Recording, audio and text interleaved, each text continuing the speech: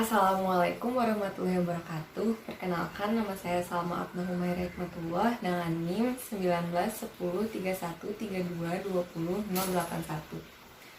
Pada kesempatan kali ini saya akan menjelaskan tentang perubahan budaya dan bagaimana implikasi bagi manajer.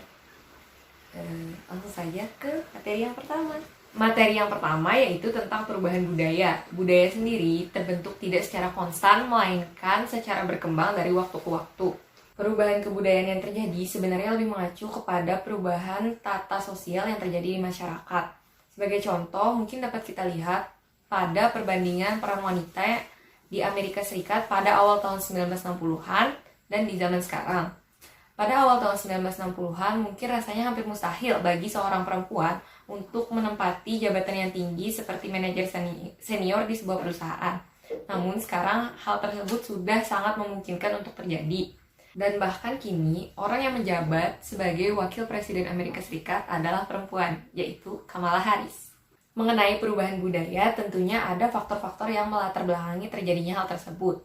Beberapa studi menyatakan terdapat dua faktor penting yang mendorong terjadinya perubahan sosial. Faktor pertama yaitu kemajuan ekonomi dan yang kedua globalisasi. Sekarang akan kita lanjutkan ke materi yang kedua yaitu implikasi bagi para manajer. Nah, di materi ini akan dibagi menjadi dua pokok bahasan lagi. Yang pertama yaitu pemahaman lintas budaya dan yang kedua adalah budaya dan keunggulan kompetitif.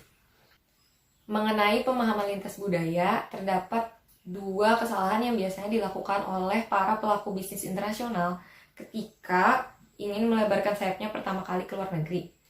Nah, kesalahan yang pertama adalah mengandalkan kriteria referensi diri di mana ia menggunakan budayanya sendiri untuk membantu penilaian terhadap budaya di lingkungan barunya.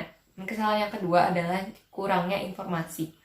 Kurangnya informasi menyebabkan perusahaan kesulitan untuk beradaptasi dengan lingkungan barunya.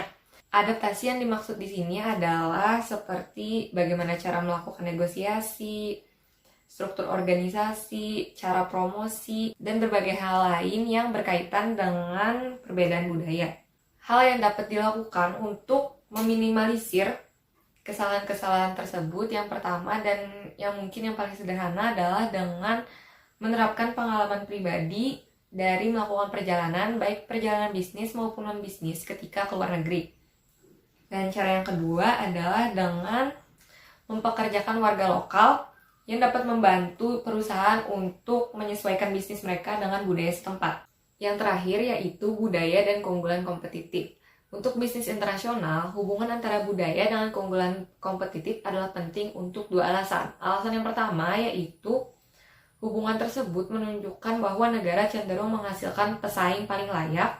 Dan alasan yang kedua adalah hubungan antara budaya dan keunggulan kompetitif memiliki implikasi penting bagi pemilihan negara untuk menempatkan fasilitas produksi dan melakukan bisnis. Mungkin itu saja yang dapat saya sampaikan untuk kesempatan kali ini. Salah hilap mohon maaf, saya akhiri. Wassalamualaikum warahmatullahi wabarakatuh.